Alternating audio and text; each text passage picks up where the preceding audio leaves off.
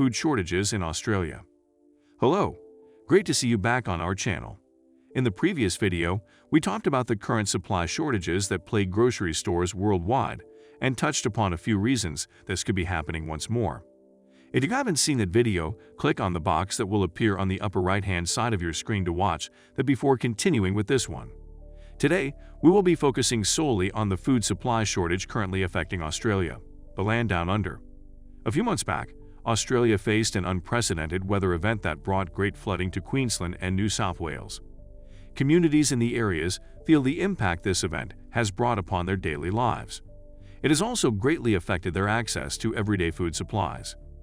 Grocery stores in the affected areas were experiencing a shortage of supplies for fresh produce. The shortage has even pushed supermarkets into introducing buying limits on certain food items in some areas affected by the floods.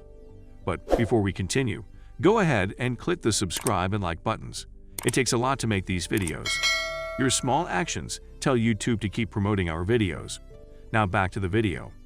Even outside the flood-affected areas, temporary food shortages are becoming a common sight in Australia. Empty shelves in supermarkets or grocery stores are brought upon either by the pandemic or the extreme weather events currently sweeping the country, creating disruptions in the food supply. The International Panel on Climate Change, the IPCC, has sent out a warning that extreme weather events are going to become more frequent and more severe in the country due to climate change. In the face of disasters, governments in Australia presently rely mostly on the food sector to secure the resilience of food supply chains and on NGOs to provide emergency food relief. The impact on the vulnerable communities, events such as floods and a pandemic are unprecedented and difficult to prepare for.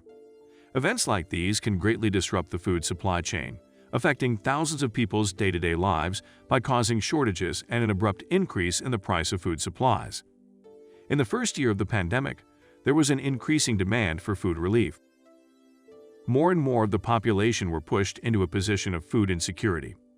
Casual workers who were unemployed, temporary migrant workers, and even international students were in this state.